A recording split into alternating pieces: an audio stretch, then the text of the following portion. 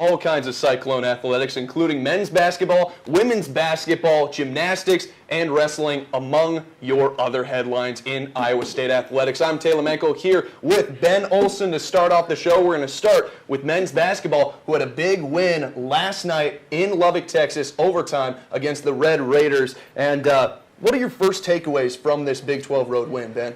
Right off the bat, I've just got to say it was great to see the Cyclones take this one. Looking back at Iowa State had that loss at Texas, and we called that a trap game on the last InCYders. And I was looking at this game, and I was thinking the same thing. You know, Iowa State hits 3 big wins, and then just seems like Texas Tech would be a place where they would go and just be lackluster. But you know what? We didn't see that out of the Cyclones. And it was another overtime game, and it wasn't pretty at times, but it was really good to see them get over that hump, and hopefully we can see them make that stride that we're getting more into the postseason now. And I think even more importantly, after a big win, it moves them to 18-9, 10-5 in the Big 12, second place, and possibly a clinch of their 6th straight NCAA tourney. Yeah, it's very big, and it's really kind of been the same story year in and year out, seemingly, at Texas Tech, where the Red Raiders have just given Iowa State fits recently. What do you think it is with those Red Raiders at home that's not only for Iowa State, but exactly this year they've given a lot of tough teams a really hard time at home? Yeah, that's a great point. I mean, you look at the Kansas game right before Iowa State, only pulling off a 1-point win there. And either Baylor or West Virginia got upset at Texas Tech. Texas Tech, yeah. There you go. So the fact that the Cyclones could go in and win this game was very important for them. And I really just think Texas Tech has been underrated a little in the Big 12. So they're easy to maybe overlook, but and they could easily make the tourney as well. So I think it was another quality win for Iowa State. But and it was a close game, but you look at Iowa State. Early in the year, they lost in overtime to Cincinnati and Gonzaga, and everyone was just worried about their late-game execution. But now you look at Iowa State's last 3 overtime games, winning all 3 of them, and we're hopefully really starting to see that when they get a team like Texas Tech, they can pick up that win. Yeah. And before we move past Texas Tech, Ben, I want to know, do you think that they will make the NCAA tournament this year? I believe that they should. I just think the Big 12 is such a tough conference. How many teams get in out of the Big 12? I'm going to say 7. I think 7 will get in. Yeah, that's a safe bet. Yeah, I think 7 is probably the safe bet. It's that 8th team that a bunch of people are worrying about what is going to be maybe the 7th or potentially an 8th seed, but they'd probably have to make some noise in the Big 12 tournament. But regardless, Iowa State, they have won 4 in a row now. Can they keep it up? I'd love to see them keep it up. They have a very tough home game coming up against Baylor, and then they also have to go at West Virginia still. So I don't think winning out is possible, but the momentum, I'm pretty confident that the Cyclones can take momentum into the Big 12 tournament, and then as long as they keep hitting their 3-pointers and making some shots, which has just been big for them, crucial for them lately. And you look at last night, Deontay Burton only had 2 points, but I really think he found other ways to contribute. So as long as Iowa State can continue to just mesh more like we've seen as they have lately, then I think they have a good chance of keeping it rolling. Yeah, and you bring up a great point. Deontay Burton only with 2 points in that game. He fouled out of the game. Nazmi Trulong fouled out of the game. Had neither of them in overtime. And yeah, there are many times this year where Iowa State is said to be, and I've said it myself, live and die by Deontay Burton's play. That was not the case in this game. That's a big step. And the fact that they were able to, without 2 of their seniors, 2 of their primary scorers, still win that game in overtime on the road says a lot about the team. Now, as you mentioned, battle for second place. Baylor comes to town to Ames, Iowa, Hilton Coliseum, as they will take on the Cyclones there for kind of the rights to second place. West Virginia's right up there as well. Baylor's given Iowa State, and Scott Drew's given Iowa State a lot of trouble in the last 2 to 3 years. What do you think Iowa State's chances are right now with Baylor on the downslope, Iowa State on the up? I like Iowa State's chances going into this one. I know Steve Prohm is winless, against the Drew brothers, and I believe that at Hilton, I really think with the home crowd and the way Iowa State's been playing, and Baylor seems to be tired lately. Maybe the Big 12 is wearing down on them after their strong start, which maybe is hurting them a little. I can see Prohm picking up his first win against Scott Drew, which would be a really big win for the Cyclones. The game I'm most worried about would be later at West Virginia. Yeah, that's a tough one. But what will it take for Iowa State to win at home against Baylor?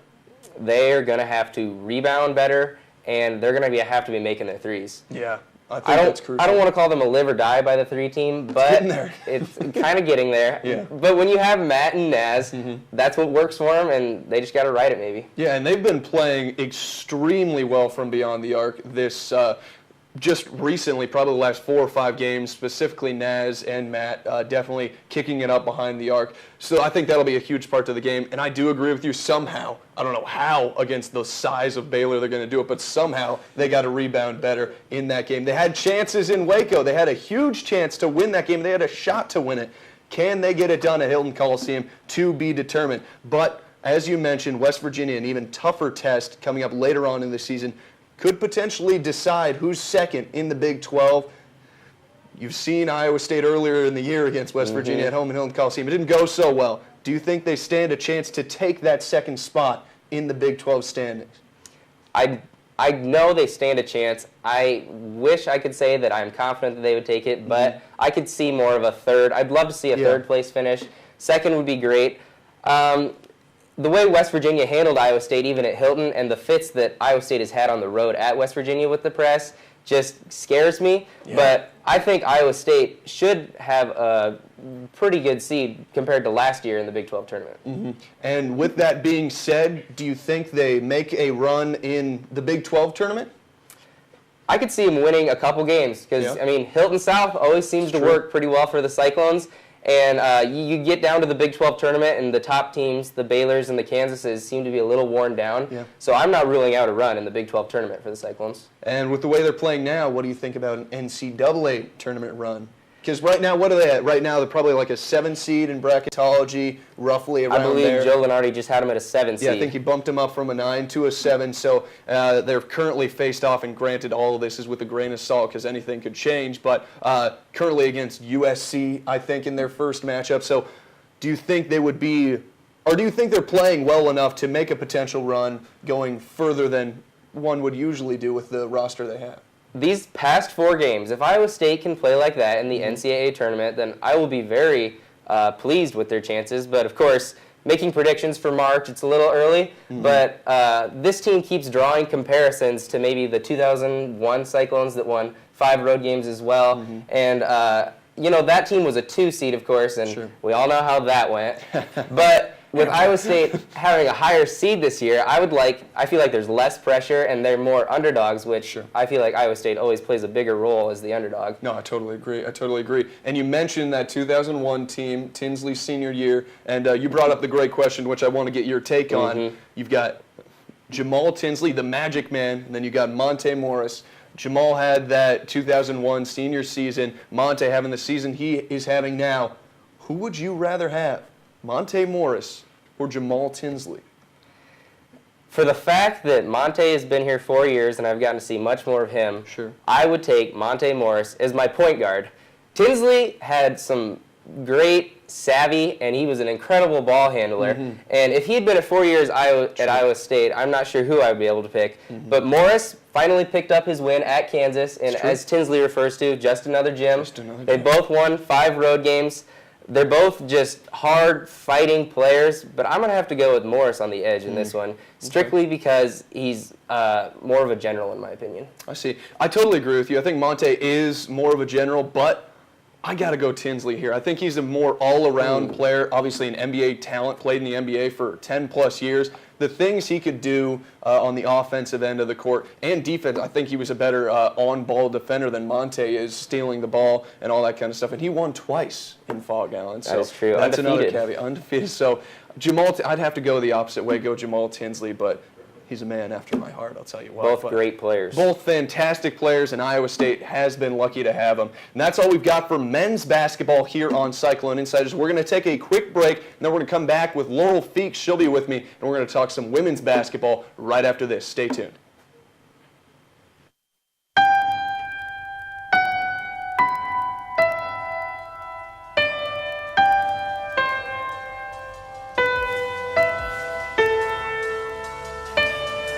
When I was a young boy, my father took me into the city to see a marching band. He said, "Son,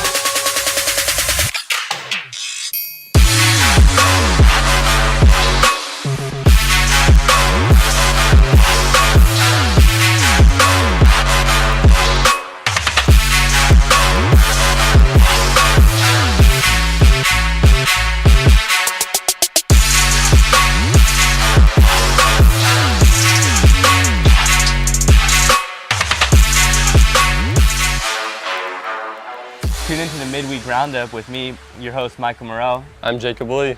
We are going to talk about all sorts of things like baseball, or even debate the fact that the Vikings are going to finish third in the NFC North this year. They're going to win the North again this year. Tim Weeman, host of the Sound of the Storm. Connor Ferguson. Hunter Smith. Talk about all college sports and NFL, MLB, and our Storm is definitely brewing. I'm Blake Akery, and I'm the host of Sports View. And I'm TJ Reed. We talk college basketball and NBA. And all things Iowa State. Tim Weeman. Patrick Stanning. Hank Zimmerman. Tune into the weekend pregame as we warm up the sports weekend ahead, including many segments with Pick'ems and Tim's Trivia. I'm Taylor Mankle. I'm Mary Rominger. I'm Andre Safar. And I'm Joey Mullins. And we talk a lot of different sports here, including NHL and Cyclone hockey. world football, American football, basketball, and many other segments. Make sure to step into the Clone Zone. I'm Michael Manzer. I'm Mary Rominger. I'm Dylan Ryan. and I'm Zach Williamson. And this is Cyclone Talk. Listen in for live interviews and analysis from these guys.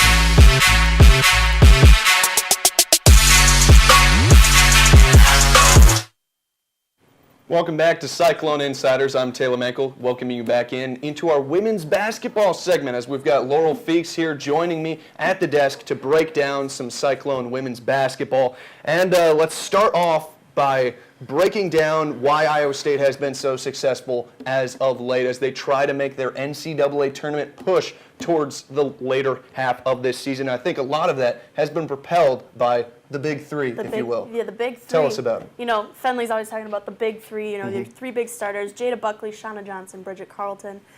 During the West Virginia game, Jada had 20 points, 6 of 6 and then went 2 of 5 for threes and 6 of 15 From the field? Yep. From the field. Shauna, 16 points, 8-14 from the field, 16 points for Bridget, and 2 for 2 for free throws. You know, the big three, they're on fire. Tonight, however, things switched a little bit. Things did switch, and before we get to that, I want to ask you a couple questions about the big three. Now, before in press conferences, Bill Fenley has gone out and said that Iowa State needs at least 2 of these players to play well to win most games in the Big 12. That being said, in this West Virginia game, you had an output of 3. When you have these 3 players playing at the level that they're playing, you know, getting double-digit scoring, sometimes double-digit rebounds out of Shauna Johnson, can they compete with just about anybody in the Big 12? I think so, and I think especially with seeing, you know, how big, you know, Bridget brings a lot of size to her squad. It's to Iowa State squad. It's a little bit on the smaller side when you compare the rest of the Big 12. Bridget's bringing size, Jada's bringing speed. You know, Shauna's on fire. So I think that yes, we can compete. We just need to be able to build off that momentum, and certainly that's the case for the end of the season. For sure. Going into these last 2 games against Texas and Oklahoma State. Okay. And now let's jump into the game that was tonight, Laurel. Obviously, Iowa State on the road. Laurel in Lawrence, Kansas, Laurel, as a lot of Laurel going on here. But regardless, they had this kind of a must-win game going into tonight for Iowa State. Tell us kind of the story of the game, but first tell us about the last time these 2 teams met up in Hilton Coliseum. The last time these 2 met up, yes, they were in Hilton. Complete blowout by Iowa State. Iowa State won 87-58. Bridget on fire, 21 points, 7 of 7, 2 of 3 field goal, and then Shauna, 15 points for 4. Emily Durr, she has certainly stepped up this season. Really made an impact in the KU game, had 14 points. That girl can shoot threes like no tomorrow. Yeah, absolutely. And so, certainly high expectations coming into this game, going to Kansas. And we ended up winning 90-75. ISU ended up winning 90-75. 90-75. Tell us a little bit more about tonight with that big road win, putting up 90 points, another big scoring output by a team on a roll. Huge for the momentum building up into next week's game. Player of the game for sure, though, was Meredith Burkhall. She had 20 points. Oof.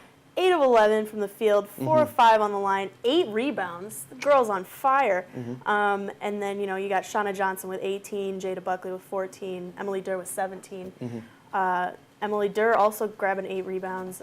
That's the second game in a row that she's grabbed 8 rebounds. Her previous career high was 6 rebounds, broke that last game, and now coming back again, getting more rebounds after she just came out and said media availability just a couple days ago that when she is struggling more on the offensive end, she needs to do the little things like get some rebounds, get some good passing, all that kind of stuff. She definitely doing that continually here in late in Big 12 play. For sure. And, Emily Durr has, I've been impressed with a lot of players this season, and it's great to see everybody grow. But Emily Durr has grown tremendously from last season. She's most improved, really stepped up her game.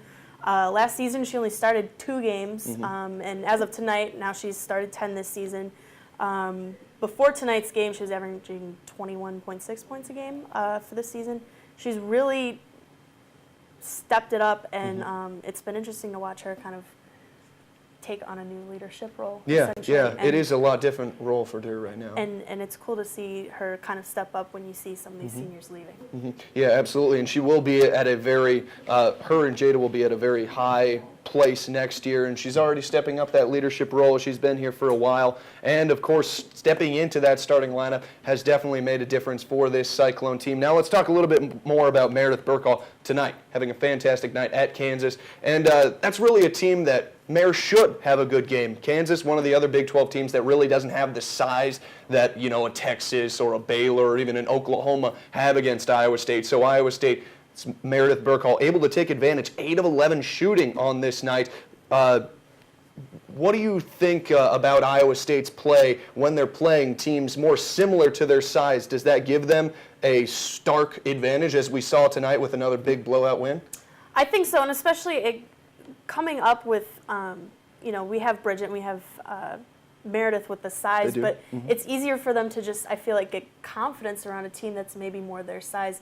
Sure, they go hard for, teams like Baylor and Oklahoma and stuff like that, but being able to kind of assert their dominance to a team they may feel is closer to their size and play to their level, it's good, and it's good to see that they're really overplaying Kansas and other teams like that. So it's cool to see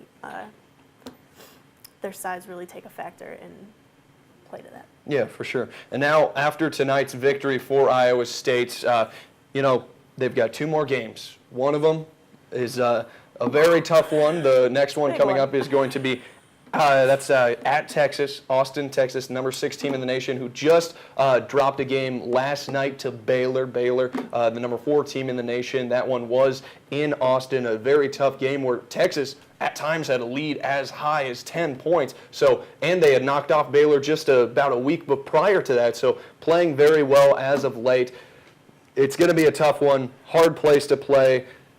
Iowa State has the momentum, but what can they possibly do to contend with a team like Texas, like they did at Hilton Coliseum, but able to finish off a game in Austin? I don't think this is going to be another case of Baylor where, Bill says, we're going to go play them. You might not like the outcome. We're going to play, and that's what it's going to be. I think building off this momentum that they have and being able to, go down to Texas and play as confidently as possible is what they're going to just have to rely on. They're a good team. They have really, really good players. I think that as long as they build off this momentum, they keep it going in and knowing that their last game is at home, they just got to keep it going. It's hard to put into words. Sure.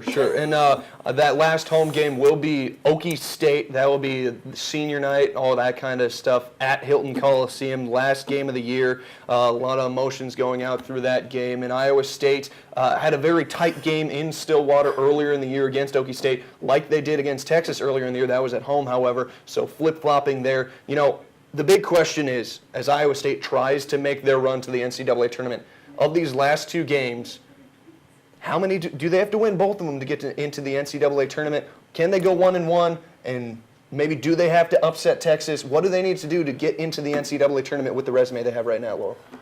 I think if they could go 1-1, that'd be great. Obviously, ideal situation is to win both games. Yes. For sure, that would be any ideal situation. They're currently, I believe, as of tonight, still currently 6th in the Big 12.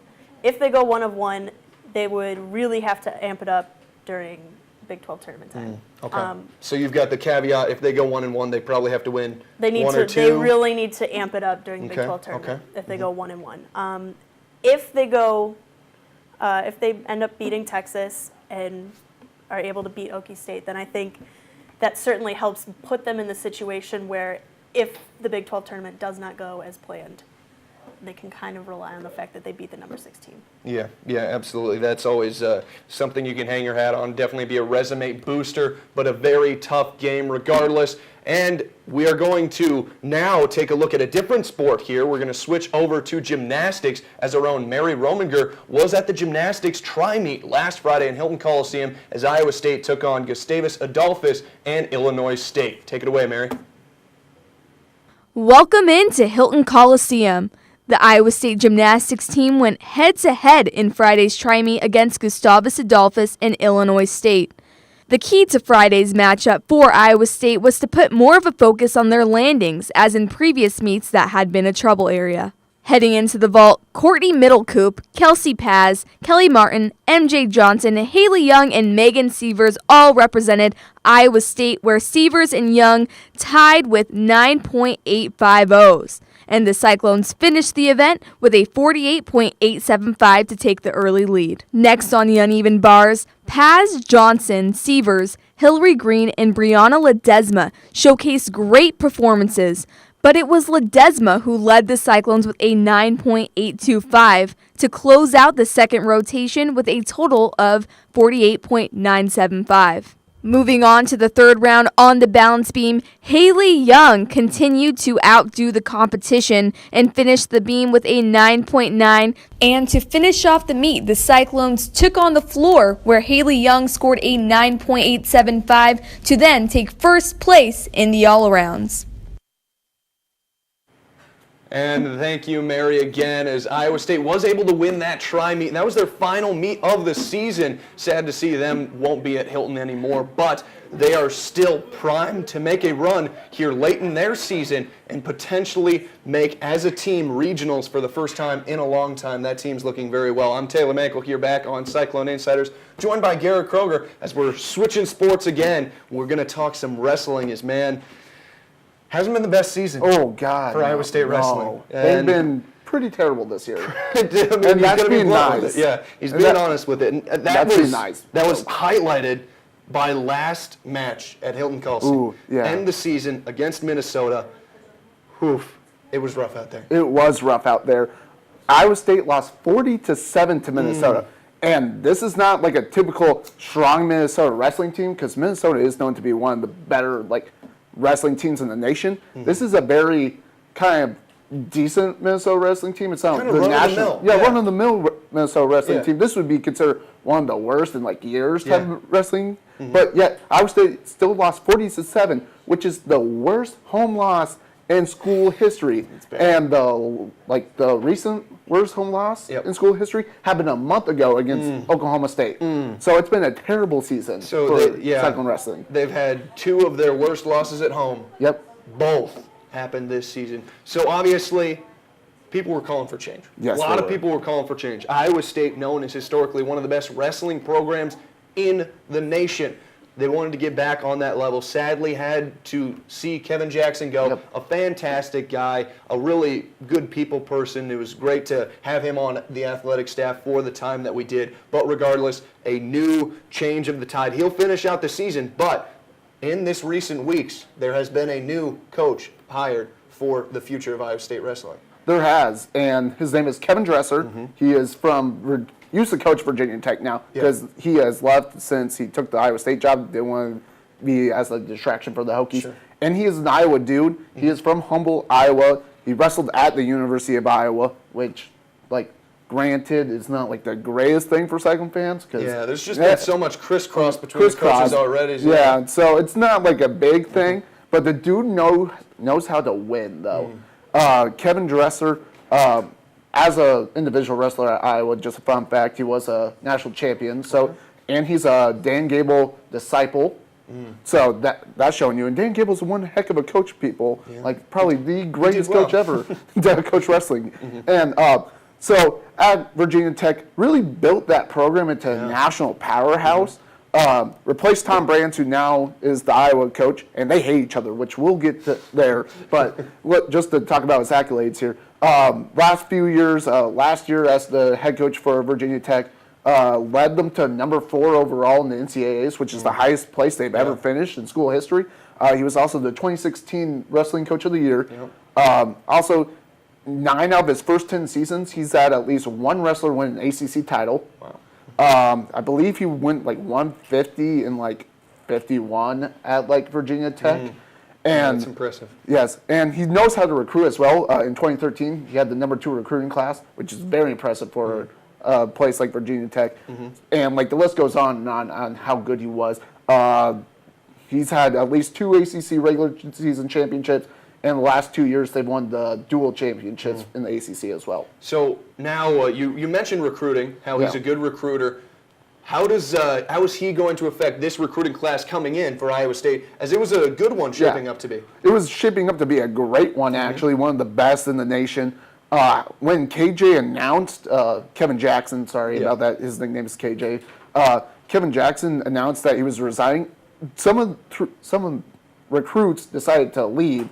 Like, got their letter of intent. And with Dresser coming in, I feel like Iowa State can kind of get those guys that were recently committed, who like decommitted to Iowa State, because Dresser has the accolades, and they really wanted to see who would they bring in to replace Kevin Jackson, because a lot of them were just wanting to wrestle for Kevin Jackson. He's a very respected coach. However, just couldn't like finalize it on the mat. So I feel like he can come in, get the recruits that they can maybe possibly get back, because it might be a hard one because like all of them are nationally ranked. However, I can see maybe some Virginia Tech guys coming over here as well. Okay. And let me ask you this, Kroeger. I mean, with Iowa State wrestling being as marquee as it has been historically, was this the best available for Iowa State to grab in head coaches? I definitely see it as the best available, because the list, because you're not getting Kale back. You're not getting Kale back. Any Iowa, most Iowa guys aren't coming over. So never gotta get that. Like the top 3 options were Dresser, Chris Bono, who's the South Dakota State wrestling coach, who used to wrestle at Iowa State, and also John Reeder, who's a assistant at. I didn't know he was coaching. Yep, he's assistant at South Dakota State. So those were the 3 top choices. And looking at the accolades and like resume, Dresser was obviously the top target for Pollard, because Bono, he's really come on as of late. The earlier seasons wasn't that great, and Reeder, he doesn't have head coaching experience. She only has assistant coaching experience. So Dresser was the absolute, probably the best get, and it kind of shows that Pollard, who a lot of fans who hated wrestling, that he's invested in this program. He wants this program to get back to where they were. Yeah, potentially patching up those harmed relationships that were the Kale Sanderson leaving of Iowa State when it was at one of its highest places. So now you mentioned the Tom Brands feud with Dresser. Talk a little bit about that. So Tom Brands used to coach at Virginia Tech, and when he left for Iowa, he took a lot of Virginia Tech recruits to Iowa, and that recruiting class at Iowa won a lot of national titles, and that were supposed to go and be Hokies. So a lot of Virginia Tech people don't like Tom Brands, and Dresser didn't like him as well because of that, because those were supposed to be Virginia Tech wrestlers. Sure. And earlier this year, I'm not sure if you know what the national duels are. It's kind of like the BCS bowl game of like collegiate wrestling. Yeah. And so Iowa this year, and like if you look at like the rules and rankings, they were supposed to wrestle Virginia Tech at Virginia Tech. However, Tom Brands said he won't participate unless they get Edensboro or some like known like school, like they're top 25, but it's like some like small college, whatever, right? So they got Edensboro, and Virginia Tech got matched up with Nebraska. So during his press conference, Dresser kind of threw shade at Brands, go like, well, like we get Nebraska, good win, yada yada, whatever, but we were supposed to get this one school other that didn't want to come here because they're scared of us. And like Cale Sanderson also kind of like threw shade at that too, because he tweeted at a picture of like the national duels supposed rankings and showed like, well, if these teams actually man up and wrestle each other, this is what it's supposed to look like, and it showed Iowa versus Virginia Tech. And I think getting Dresser, it kind of sparks the rivalry more. He's played to the hearts of Cyclone fans, And that's a good thing, because this rivalry between Iowa and Iowa State has been a doormat the past several years. The last time, I believe, Iowa State won or had like a close contested battle was before the 2010s. Yeah. So it's been a while. It's been a while. I mean, there were a couple tight ones when Sanderson was head coach of Iowa State, but it's been a while. It's been a while since. It's been a while. Yeah. It would definitely be good to see Dresser bring Iowa State back to a place where they could potentially compete with a team like Iowa. And Garrett, we thank you for coming on Cyclone InCYders. And just to finish off tonight here, we've got some other Cyclone headlines. We will talk a little bit about golf here. Right now, they're tied for 5th in day 1 of the Prestige PGA event. We've got some other headlines. Iowa State football, Kene Awongu, he is actually out until potentially the fall with an Achilles tear. That'll be tough for the Cyclones' return man to get back to. We wish him the best here on Cyclone InCYders. Tennis, they're on a roll. 5 straight wins for the tennis squad as they continue on in their regular season. We've got swimming and diving, Big 12 championships coming up this weekend. Make sure to check out the results there, as they are probably one of the top 3 or 4 teams in the Big 12 in swimming and diving, looking to potentially make a splash, see what I did there, going into the Big 12 championships. And last but not least, the softball team, a huge weekend as they were in Nashville, Tennessee, facing off against Nashville State and Alabama State. Huge weekend, went undefeated throughout the weekend, not only to mention dropping a 21-run game. Huge victories over the weekend for Cyclone softball. But that's all we have time for here on Cyclone InCYders. Make sure to come back next week, as we'll be here, same time, same place. I'm Taylor Mankle for Ben Olson, Laurel Feakes, Mary Rominger, Garrett Kroeger, and our fantastic crew here at ISU TV, wishing you a peaceful good night.